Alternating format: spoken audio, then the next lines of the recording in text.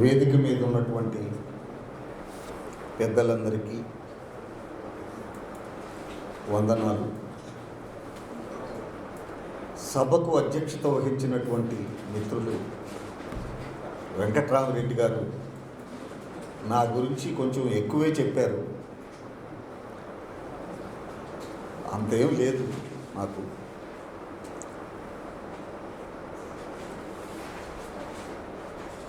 ముఖ్యంగా ఈ మధ్యాహ్నం రెండవ సెషన్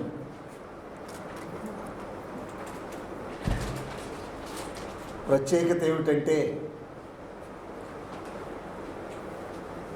భోంచేసి జనాలందరూ నిద్రావస్థలోకి రావడం అనేది ఒకటి, వాళ్ళు కళ్ళు మూసుకొని కూడా వింటున్నట్టు నటిస్తూ ఉంటారు.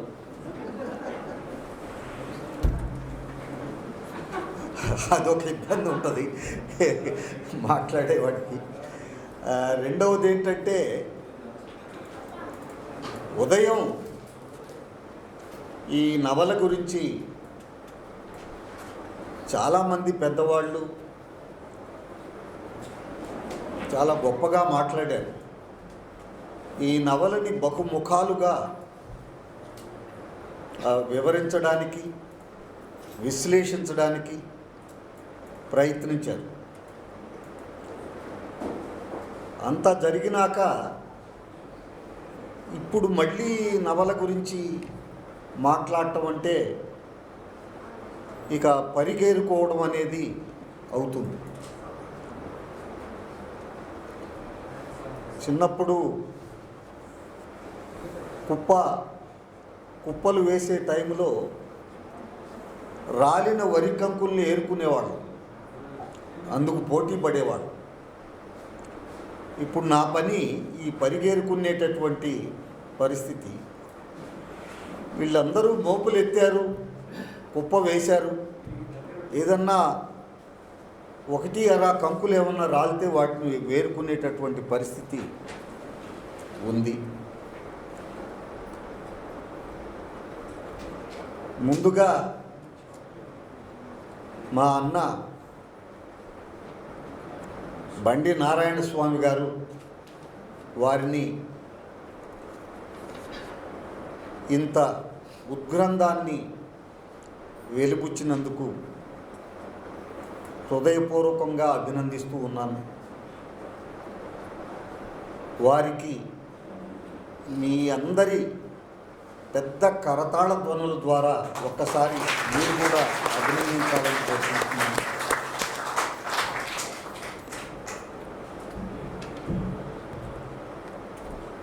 అయితే ఆయనే అన్నారు పొద్దున తను మాట్లాడేటప్పుడు, అసలు లక్ష్మీనరసయ్య ఈ సభకు రావాల్సిన వాడు కాదు. ఎందుకంటే నాకు లక్ష్మీనరసయ్యకు ఇద్దరికి కూడా బాగా అంటే అభిప్రాయాలు, ఆయన అభిప్రాయాలకి నా అభిప్రాయాలకి చాలా వరకు సాపత్యం ఉండదు. అయినప్పటికీ వచ్చాడు అని అన్నాడు అన్న. నిజానికి నాకు ఇష్టం. బండి నారాయణ స్వామిని చాలా అభిమానిస్తాను రచయితగా. అభిప్రాయ భేదాలు ఉండే మాట వాస్తవం. ఆయన అభిప్రాయాలకి నా అభిప్రాయాలకి కొంచెం వ్యత్యాసం ఉంటుంది. ఆయన తాత్వికతకి నా తాత్వికతకి మధ్య కూడా కొంచెం ఉంటుంది. కానీ రచయితగా చాలా పెద్ద రెస్పెక్ట్ ఉంటుంది. ఎందుకనో ఈయన పట్ల. ఎందుకంటే రచనా శిల్పంలో తీసుకున్న వస్తువు ఏదైనా కూడా దాన్ని రచనగా మలచడంలో, గొప్ప కళా విలువలతో దాన్ని రచనగా నిర్మించడంలో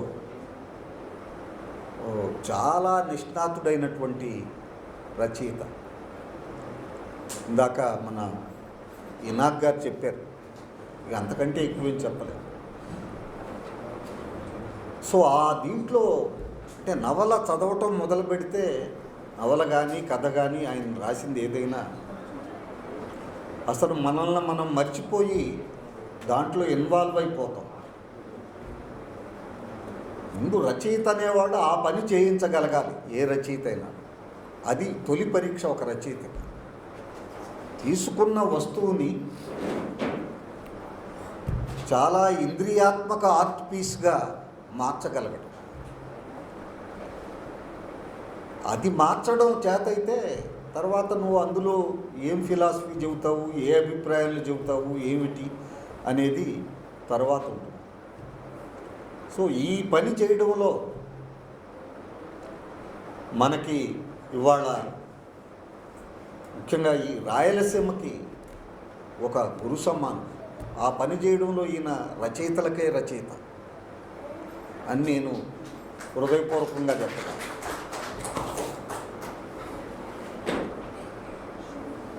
అయితే ఈ నవలకి ముందు ఆయన నుంచి చాలా నవలలు వచ్చినాయి, గొప్ప కథలు వచ్చినాయి. వీటిల్లో చాలా వరకు ఆయన కథల్లో కానీ నవలల్లో కానీ బహుజనవాద దృక్కోణం, బహుజన జీవితాల చిత్రణ మనకి కనిపిస్తుంది. ఈవెన్ సప్తభూమి నవలలో కూడా బహుజన చిత్రీకరణ ఉంటుంది. ఒక రకంగా ఈ నవలలో కూడా బహుజనవాదం ఉంది.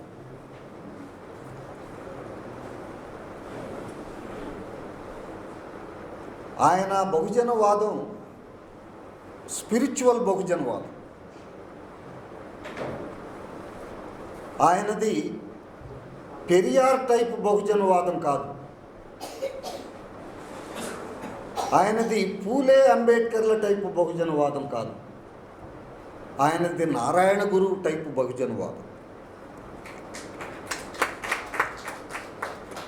అందుకే ఆయన నవలను కూడా నారాయణ గురుకు అంకితం ఇచ్చాడు. మీరు గమనించారో లేదు? దళితులకి ఆత్మ యొక్క విలువని తెలియజేసినటువంటి నారాయణ గురువుకు అంకితం అని ఇచ్చాడు. అంటే మనిషికి ఒక సోల్ ఉంటుందని, ఆ సోల్ ఉన్నత కులాలకి, ఆధిపత్య కుల ప్రజలకి మాత్రమే చెందింది కాదని, అది పీడిత కులాలకు కూడా చెందిన విషయమేనని, ఏ మనిషి అయితే తన సోల్ని ఉన్నతీకరించుకుంటాడో ఆ మనిషి ఆత్మగౌరవంతో బతికినట్టని, ఈ ఆత్మగౌరవ ఉద్యమాలకి దయచేసి మిత్రులు కొంచెం నిశ్శబ్దంగా ఉండమని కోరుతున్నా. ఎందుకంటే నాకు ఈ క్లాసుల్లో పాఠాలు చెప్పి ఎక్కడ ఏ స్టూడెంట్ కొంచెం కలకలం ఇచ్చేస్తున్నా వినపడుతూ, దయచేసి అనిదా భావించొద్దు.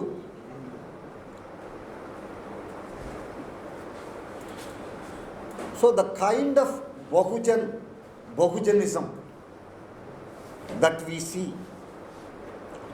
in Swami's literature, whether it is short story or a novel, that is spiritual Bahujanism అని నేను అనుకుంటాను.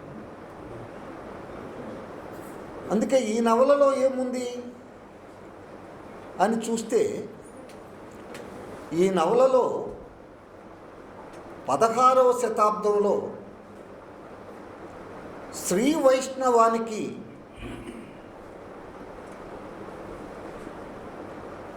బహుజనులు ఇచ్చినటువంటి కాంట్రిబ్యూషన్, బహుజనులకి శ్రీ వైష్ణవం ఇచ్చిన కాంట్రిబ్యూషన్ అనేది మెయిన్ థీమ్గా మనకు కనపడుతుంది. ఉత్తన్న అనేటటువంటి ఒక మాదిగ పండితుడు, ఒక రకంగా మేధావి తత్వవేత్త అయినటువంటి ఈ ఉత్తన్న శ్రీ వైష్ణవాన్ని అటు దళితులకి ఇటు బీసీలకి ఈవెన్ బ్రాహ్మణులకు కూడా బోధిస్తాడు. ఆయన బోధనలో మనం గమనించేది ఏంటంటే మనుషులందరూ సమానమే. కులాల పేర్లతో మనుషుల్ని ఒకళ్ళనొకళ్ళు ఎడంగా ఉంచడం అనేది దుర్మార్గం. రామానుజుడి కాలంలో మొదలైనటువంటి ఈ ఉద్యమం అంచెలంచెలుగా వాళ్ళ వంశస్థుడైనటువంటి ఈ ఉత్తన్న వంశస్థుడైనటువంటి రామదాసు, రెండు కత్తుల రామదాసు, వీళ్ళ వంశం పేరు రెండు కత్తుల. ఆ రామదాసు దగ్గర నుంచి ఉత్తన్న నుంచి హంపన్న వరకు ఎలా ఈ థీము అప్రతిఘాతంగా నడుస్తూ ఉందో మనకి ఈ నవల చూపిస్తుంది. ఉత్తన్న వైద్యం చేస్తాడు, ఉత్తన్న తోళ్ల వ్యాపారం చేస్తాడు, ఉత్తన్న అందరికీ సత్సంగము కూడా బోధిస్తాడు. ఆత్మికమైనటువంటి విషయాలు, ఆధ్యాత్మిక విషయాల్ని ఆయన చర్చిస్తాడు. ఆ రకంగా తనకి తన ప్రజలకి ఒక రకమైన గౌరవం తేవడానికి, మిగిలిన వాళ్ళతో మేము ఏమాత్రం తీసిపోము అనే ఒక డిగ్నిటీని, ఒక హుందాతనాన్ని తీసుకురావడానికి ఆయన ప్రయత్నిస్తాడు. ఆ ప్రయత్నం ముందు కొడుకైనటువంటి హంపన్నకు అర్థం కాదు. దైవ కేంద్రంగా జరిగేటటువంటి దళితోద్ధరణ ఏమిటో ఆయనకు అర్థం కాదు. ఎవరికి? కొడుకైన హంపన్నకి. అయితే ఆ హంపన్నకి చివరిలో అర్థమవుతుంది. చివరిలో విజయనగర సామ్రాజ్యం పతనావస్థకు చేరుకున్నప్పుడు తన తండ్రి చెప్పిన మాటలు, ఆయన ఆచరణ, ఆయనకు ముందు రెండు కత్తుల రామదాసు నిర్వర్తించినటువంటి ఉద్యమము, అంటే అక్కడ అన్ని ముస్లింల దండయాత్రలో తెగినటువంటి అవయవాలు, తెగిపోయినటువంటి హిందూ దేవుళ్ళ విగ్రహాలు, దేవతల విగ్రహాలు, ఇవన్నీ చూసి ఆయన కన్విన్స్ అవుతాడు. ఎందుకు కన్విన్స్ అవుతాడంటే తన తండ్రి విశ్వాసం కరెక్టో లేదో ఆయనకు తెలియదు, కానీ తన తండ్రి నిజాయితీ పట్ల అతనికి విశ్వాసం ఎక్కువ. ఆ తండ్రే చెబుతాడు ఒకసారి, రేపు ఆంజనేయ స్వామికి చెప్పులు కుట్టి ఇవ్వాలనంగా ఉత్తన్న చెప్పులు కుట్టి రెడీగా ఉంచినటువంటి చెప్పుల జతనని ఎవరో దొంగిలిస్తారు, బ్రాహ్మణ పురోహితుల ప్రాబల్యం వల్ల. తిరిగి రేపు ఆ చెప్పులు ఇవ్వాల్సి ఉంటుంది. ఇవ్వకపోతే దళితులకి ఈ దేవాలయాల పట్ల ఉండే ఆ కాసిన హక్కులు కూడా హరించుకుపోతాయి. సో ఆ హరించుకుపోయేటటువంటి ఆ పరిస్థితిలో శ్రీరామచంద్రుడే స్వయంగా వచ్చి చెప్పులు కుట్టి అక్కడ పెట్టి వెళ్ళిపోతాడు. ఇది తన అనుభవంలో ఉత్తన్న చూడగలుగుతాడు. ఉత్తన్నకి ఒక అలౌకికత అనేది ఉంటుంది. ఆయన పడుకుంటే తను ఏ గుడిలోకైనా నిద్రలోనే ప్రయాణం చేసి వెళ్ళగలిగే ఒక శక్తి ఉంటుంది. అలాంటి అలౌకిక శక్తితో రాముడు చెప్పులు కుట్టడం అనేది కూడా ఆయన చూస్తాడు. తెల్లవారు ఆ చెప్పుల జత చూపించి ఇది రాముడు కుట్టాడు అని ఆయన చెప్తాడు. కానీ చాలామంది నమ్మరు, బ్రాహ్మణులు అసలు నమ్మరు, అబద్ధం చెబుతున్నాడు అని చెప్పేసి. మాకే కనిపించినోడు నీకు కనిపించేది ఏమిటి అనే వాదన ఉంటుంది. వాడ ప్రజలు కూడా కొంతమంది నమ్ముతారు, కొంతమంది నమ్మరు. కానీ హంపన్న ఉత్తన్నకు సంబంధించిన దైవతాత్వికత మీద, ఆధ్యాత్మికత మీద, విశ్వాసం మీద ఏమాత్రం నమ్మకం లేని హంపన్నకి తండ్రి అబద్ధం మాత్రం చెప్పడు అనే విషయంలో గట్టి నమ్మకం ఉంటుంది.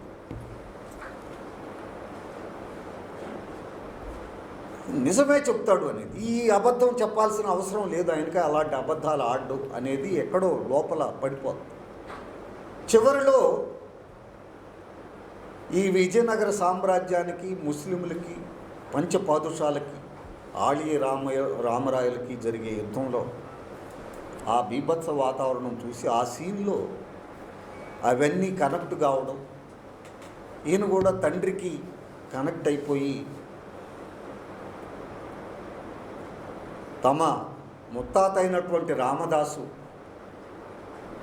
ఎలా సీతారామ విగ్రహాల్ని, లక్ష్మణ సమేత విగ్రహాల్ని కాపాడాడో ఆనెగొంది నుంచి అద్దంకికి తీసుకెళ్ళి అదే దండయాత్ర, అలాంటి ఒక దండయాత్ర తరుణంలో ఆ తరహాలో ఈయన కూడా ఆ విగ్రహాలన్నింటినీ పోగు చేసుకొని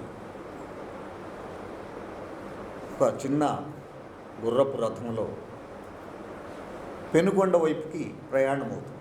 సరే, ఆ ప్రయాణంలో తను చనిపోతాడు, అది వేరే సంగతి. సో ఈ థీము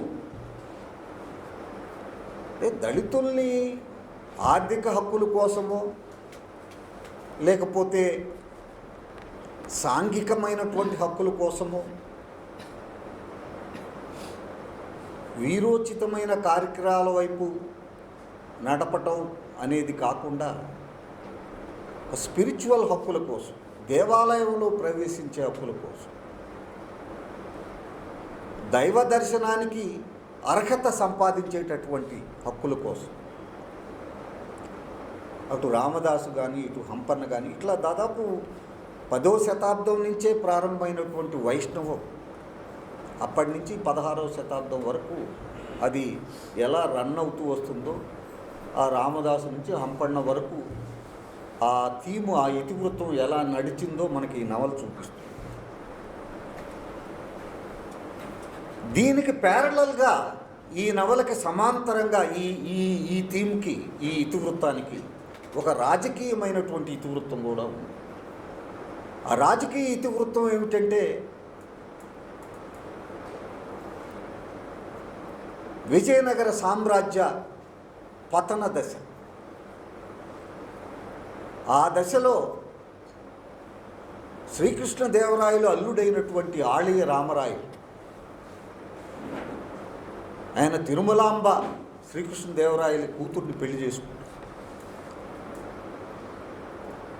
ఆయనకున్న 66 భార్యల్లో ఈమె పట్టపురాణి.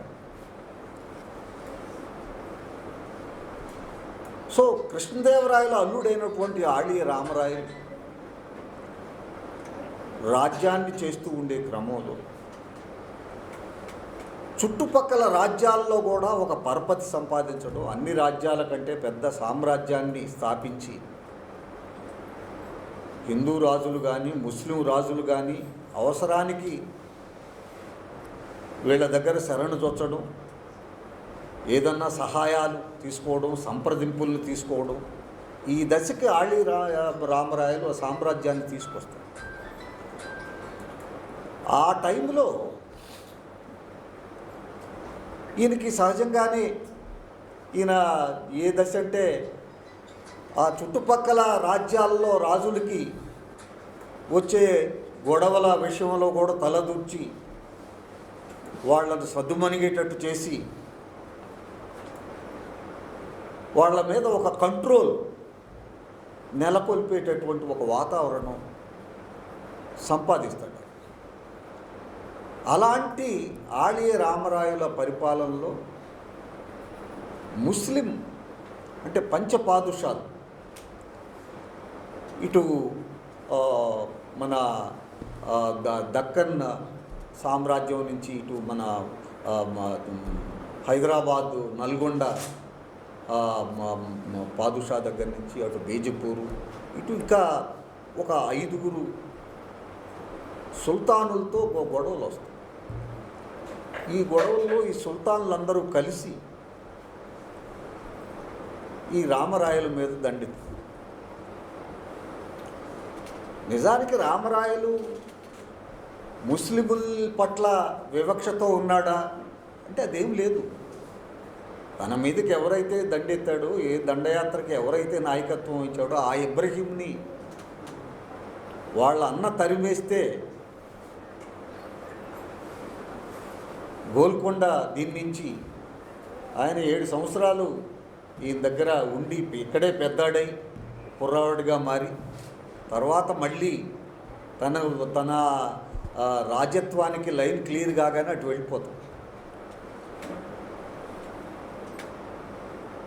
వీళ్ళు చేసిన తిరుగుబాటులో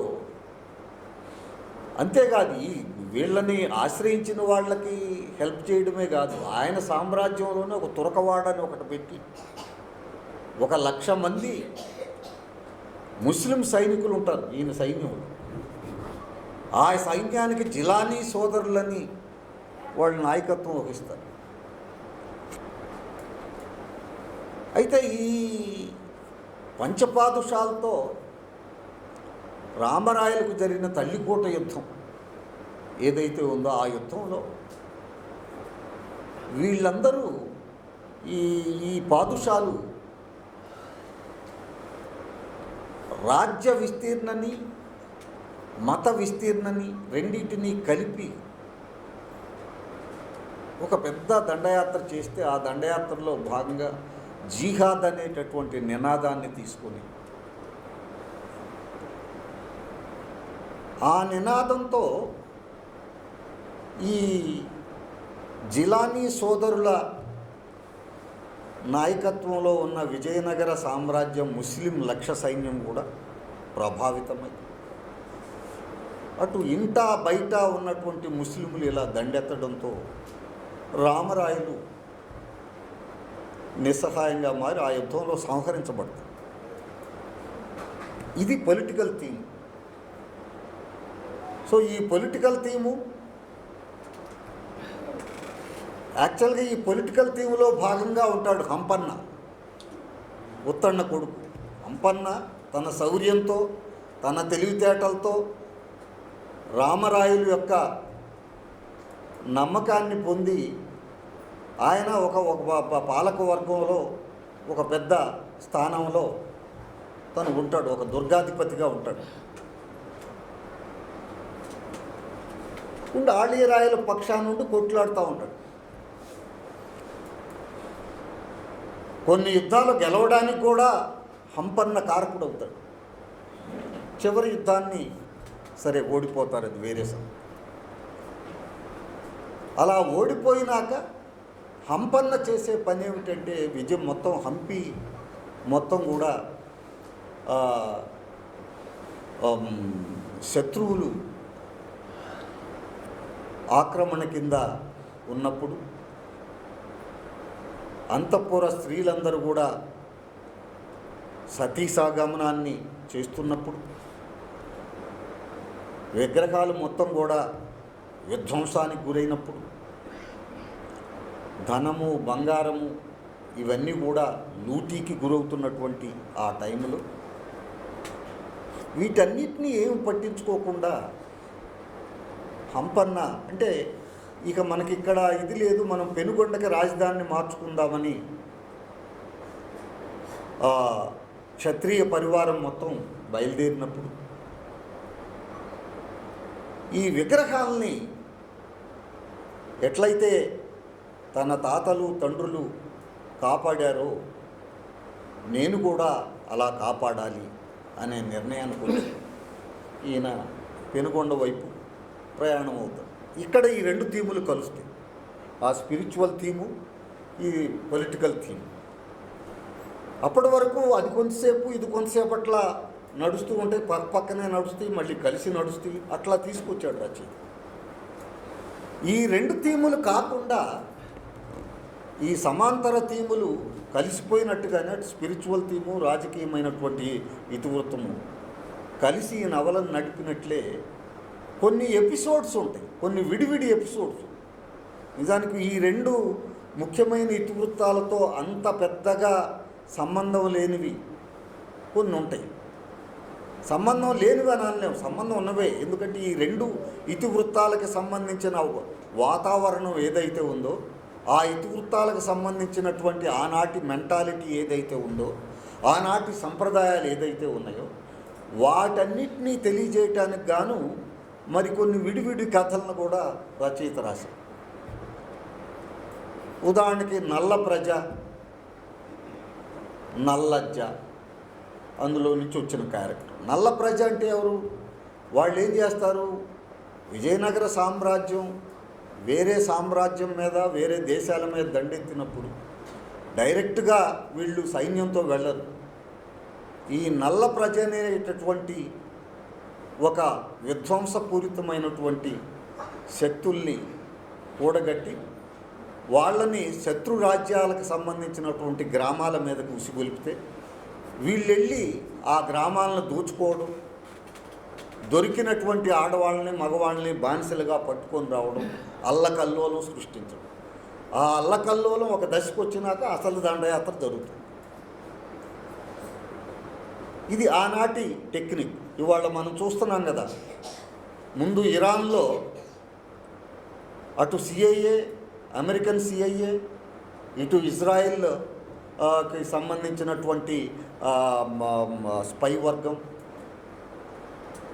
వీళ్ళిద్దరూ వెళ్ళి అక్కడ లేనిపోని గొడవలు పెట్టి అక్కడ ఉన్నటువంటి జనానికి ఆయుధాలు ఇచ్చి, డబ్బులు ఇచ్చి ఇరాన్ మీద తిరుగుబాటు చేయించి, ఆ తిరుగుబాటు సహకరించకపోతే వీళ్ళే వాళ్ళని చంపి కొంతమందిని, అది ప్రభుత్వమే చంపుతుందని సృష్టించి ఆ గొడవ అంతా ఒక దశకు వచ్చినాక డైరెక్ట్గా అమెరికా, ఇజ్రాయెల్ రెండు దాడి చేసి సేమ్ ఇదే జరిగేది ఆనాడు రాజ్యతంత్రం.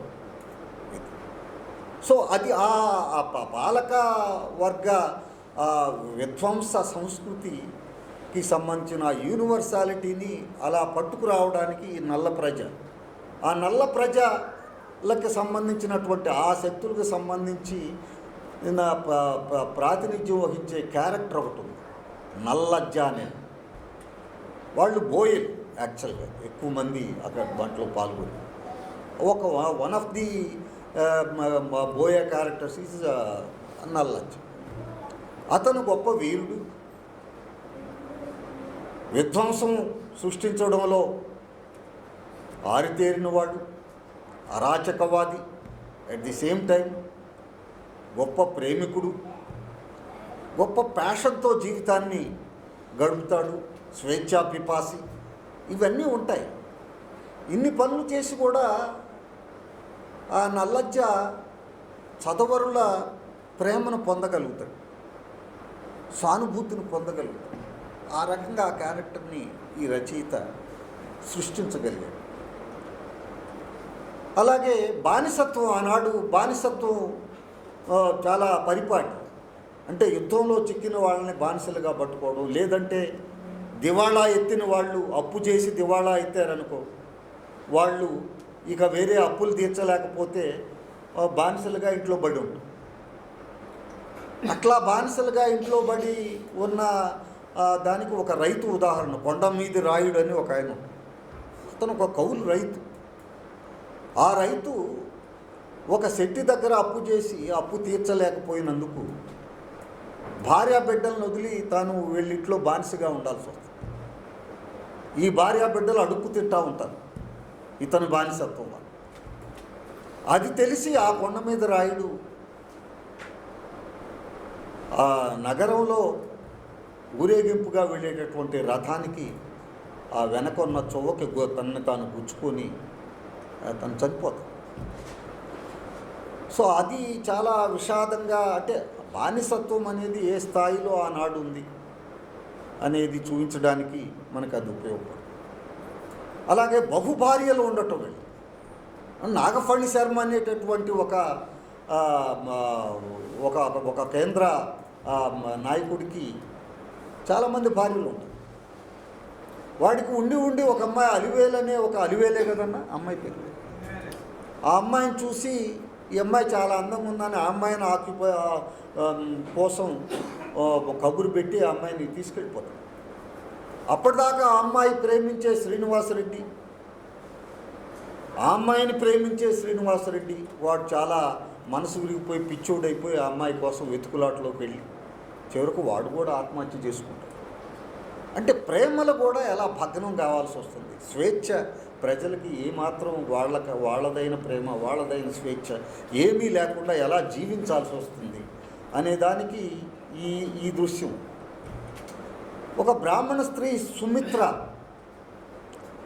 మంచి కాపురము, భర్త కూడా పెద్ద ఆఫీసరు, ఏది గోల్కొండ సామ్రాజ్యం. వీళ్ళు దండెత్తినప్పుడు ఆమె బానిసగా దొరుకుతుంది. ఈ నల్ల ప్రజలు నల్లజ్జ ఆమెను పట్టుకొస్తాడు, బానిసగా అమ్మేస్తాడు. అమ్మో ఆమె చాలా అందమైంది, చాలా మంచిది, పిల్లలు ఉన్నారు. ఇందా చెప్పాడే ఇనాక్ గారు, అసలు ఆమెకి ఏమన్నా జరిగిద్దేమో అని భయపడ్డాను. చదివిన వాళ్ళు చాలామంది నేను భయపడ్డాను.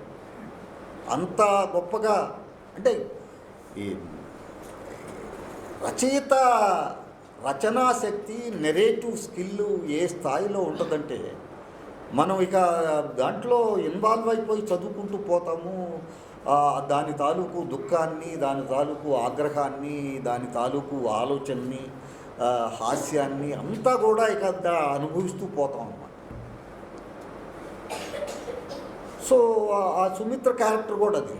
ఆనాటి వేశ్యావృత్తి అదొక కల్చరు. ఆ రోజు వేశ్యలు వచ్చగా పెద్దవాళ్ళ కోసం, పెద్ద పెద్ద ఆఫీసర్ల కోసం, పాలక వ్యవస్థలో పై స్థాయిలో ఉన్న వాళ్ళ కోసం ఖరీదైన వేశ్యలు ఉంటారు. అలాగే రోడ్ల పక్క నుండే పేద వేశ్యలు కూడా ఉంటారు. ఇవన్నీ కూడా జాగ్రత్తగా ప్రాపాలిక అనే అమ్మాయిని ఆ క్యారెక్టర్ అటువైపు నుంచి చూపిస్తాడు. ఈ ఖరీదైన వేశ్యలు వీళ్ళ నుంచి ఆ రాజమ్మ, నిజానికి రాజమ్మ దగ్గరే చేరుతుంది ఈ సుమిత్ర, గత్యంతరం లేక, భర్త కూడా ఏలుకోకపోతుంది. సో ఇలాంటివన్నీ చూపిస్తాం. అలాగే ఆనాడు ట్రాన్స్జెండర్ స్థితి కూడా ఒకటి ఉండేది. ఇలావతి అనేటటువంటి పేరుతో ఒక ట్రాన్స్జెండర్, వాళ్ళను కూడా రాజులు వాళ్ళ కింద వాళ్ళు ఎలా వాడుకుంటారు అనే వాళ్ళ జీవితం కూడా ఎంత దుర్భరంగా ఉంటుందనేది చూపిస్తుంది.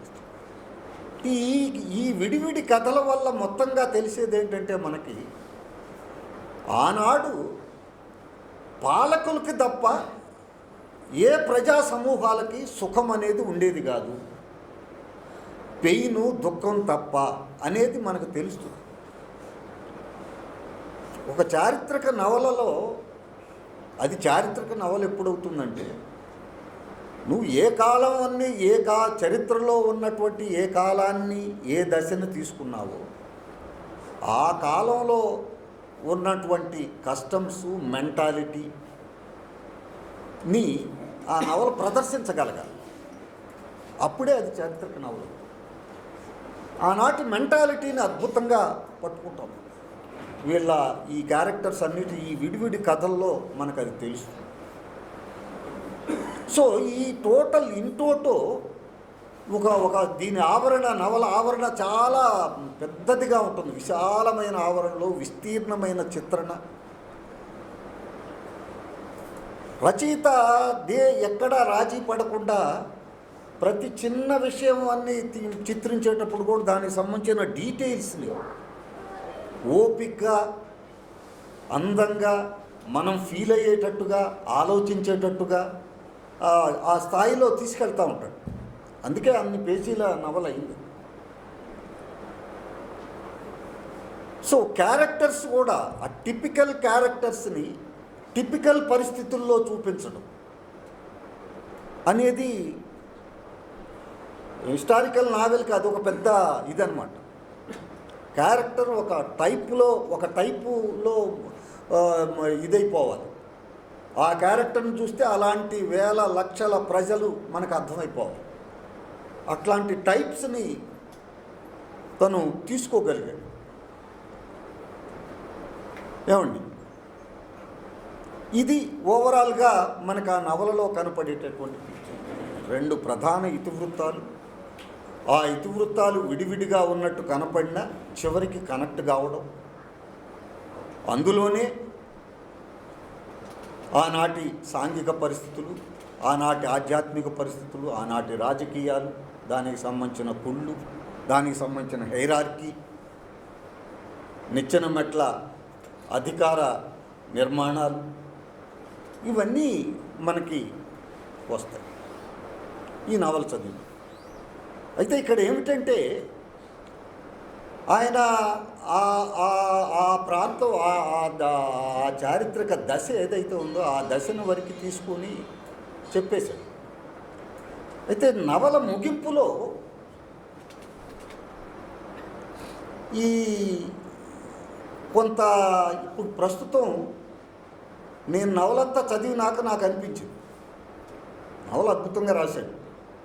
ఏ ఘటన తీసుకున్నా ఓ రకంగా నాకు యుద్ధ సీను చూస్తుంటే ఏ వార్ అండ్ పీస్ చదువుతున్న అనుభూతి కూడా కలిగింది. అంత గొప్ప దీన్ని ఓ స్పార్టకస్, ఒక మన అలాంటి వీరగాథలు ఏవైతే ఉంటాయో ఆ దీంట్లోకి తీసుకెళ్తాడు.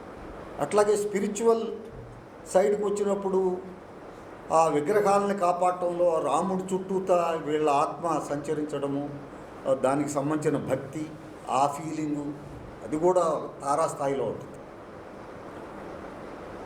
సో రైటరు దేన్నైతే చిత్రించాలనుకున్నాడో దానికి పూర్తి స్థాయి న్యాయం చేయగలిగాడు. అయితే ఈ నవల చదివినప్పుడు ఇందులో అడ్మైర్ చేయగలిగిన విషయాలు ఉన్నట్లుగానే విమర్శించదగిన విషయాలు కూడా కొన్ని ఉన్నాయి.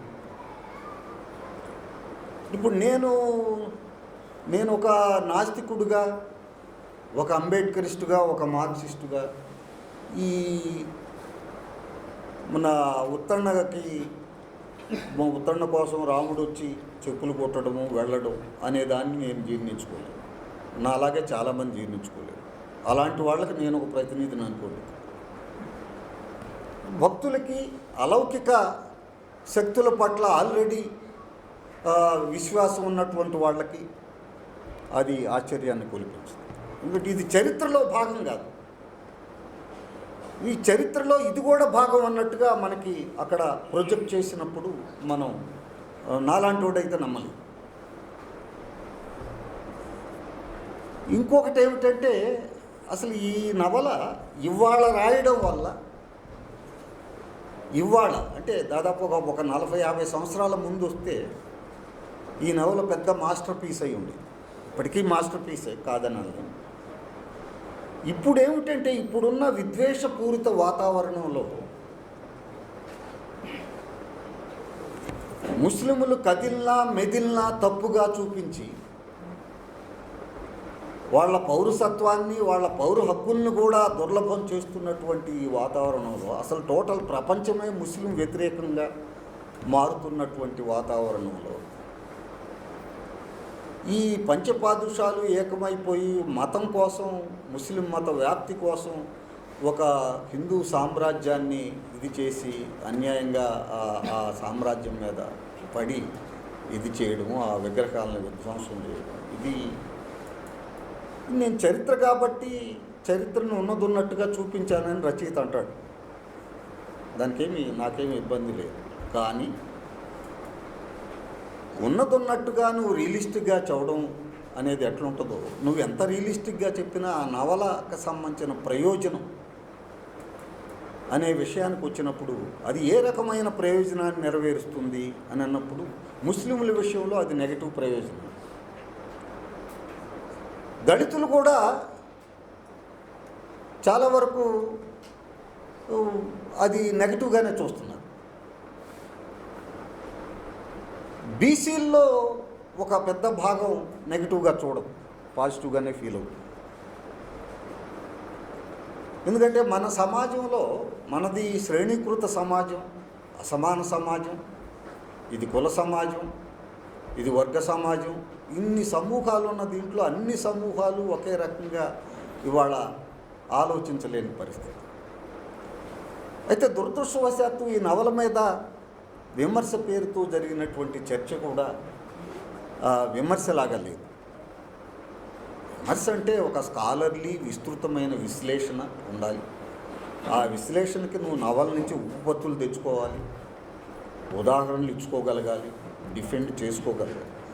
లేకుండా రైటర్కి నువ్వు కుట్రని పన్నాగాన్ని అంటగట్టేసి విమర్శ అయిపోయింది అనుకుంటే కుదరదు.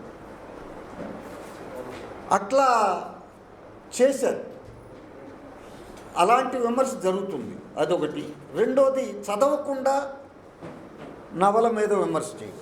నేను చదవలేదు కానీ అతను చెప్పేదాన్ని బట్టి చూస్తుంటే ఈ నవల రచయిత మామూలులాగా లేడే అని రాసిన వాళ్ళు, ఏదో సరదాగా అందరూ రాళ్ళు వేస్తుంటే అటు వెళ్తూ ఉండేవాడు ఒకడు, నేను కూడా ఒక రాయేద్దామని చెప్పి వేసినట్టుగా కొంతమంది ఇట్లా చేశారు. నిజానికి ఈ నవల మీద ఉన్నటువంటి వేరే విభిన్న అభిప్రాయాల విషయం ఏదన్నా ఉంటే అది దీనికి చెందింది. మనం రాసిన రచన వల్ల, మనం మాట్లాడిన మాట వల్ల ఏ మంచికి ఏ చెడు జరిగే అవకాశం ఉందో, ఏ చెడుకి ఏ మంచి జరిగే అవకాశం ఉందో చూసుకోవాల్సిన అవసరం కూడా రైటర్కి ఉంటుంది.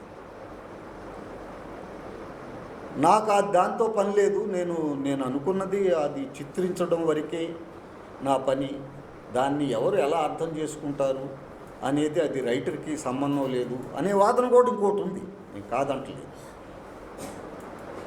బట్ నువ్వు రాసిన టైంలో ఉన్న వాతావరణానికి నువ్వు రాసింది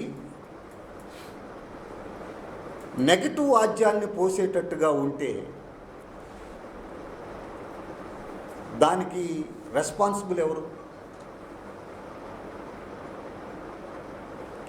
రైటర్కి ఏం రెస్పాన్సిబిలిటీ లేదా?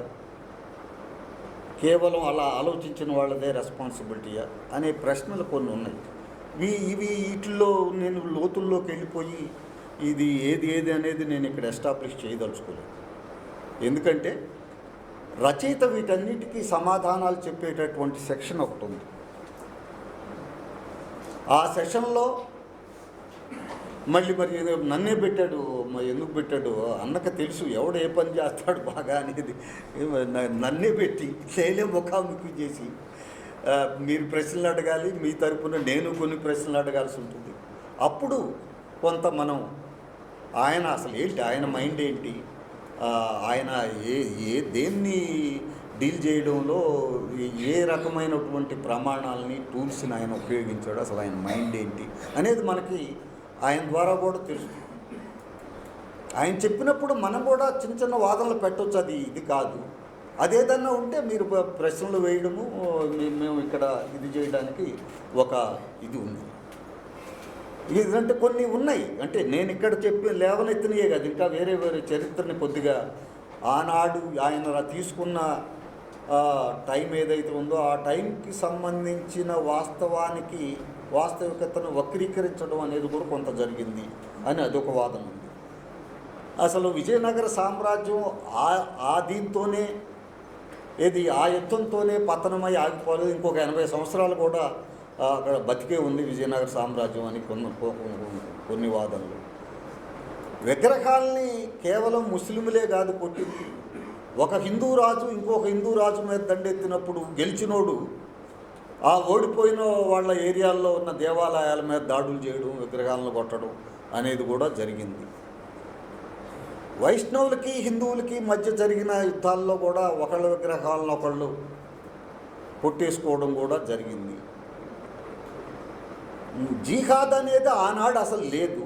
ఈ రైటరు ఇవాళ ఆయనకున్న ఈనాటి తెలివితేటలతో ఆనాటి ఆ వాస్తవికతని ఈ జిహాద్ అనే పేరుతో పెట్టాడు అని ఇలాంటి కొన్ని వాదనలు వచ్చినాయి.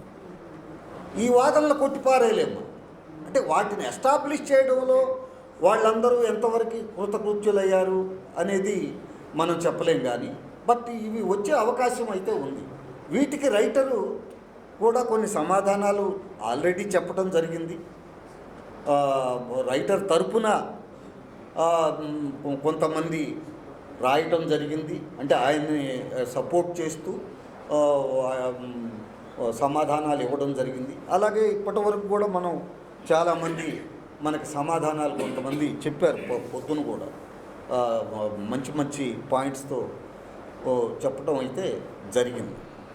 అయితే ఇప్పుడు ఏమిటంటే మనకి ఈ సెషన్లో మనకి ఆయన నుంచి మనం వినగలిగేటటువంటి ఒక అవకాశం వస్తుంది.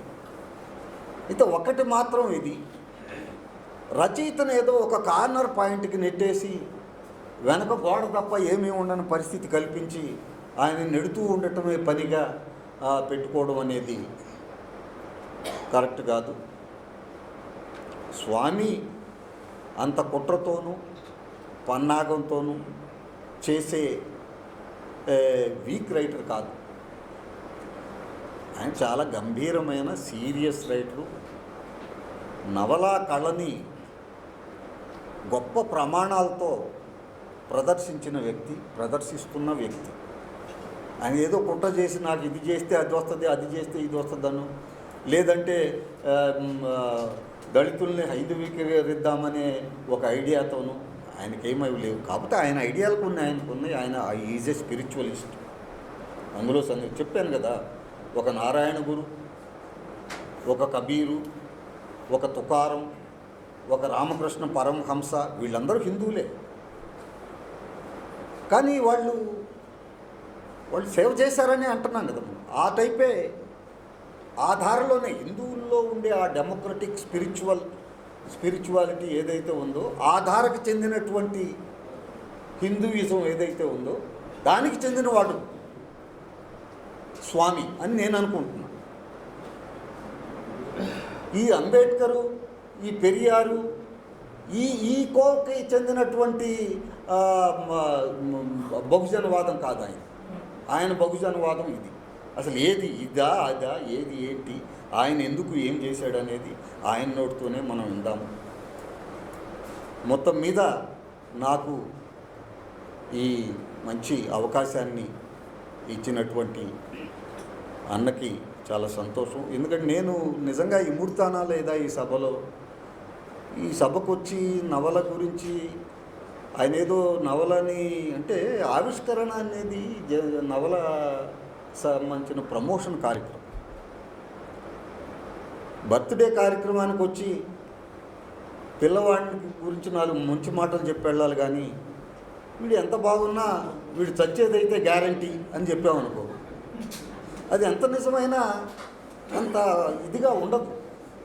అయితే ఇక్కడ ఈ 4 మాటలు కూడా నేను ఎందుకు చెప్పాల్సి వచ్చిందంటే, ఆల్రెడీ నవల మీద ఆవిష్కరణ జరగకముందే చర్చ జరిగిపోయింది. ఆ చర్చకి రైటర్ సమాధానం ఇచ్చాడు, రైటర్ తరపున చాలామంది సమాధానాలు ఇచ్చారు. ఇది జరిగింది కాబట్టి నేను కూడా కొంత నాకు అనిపించింది, నాకున్న అనుమానాలు సందేహాలు కూడా ఇక్కడ చెబితే తప్పు లేదు అనే ఉద్దేశంతో నేను చెప్పాను.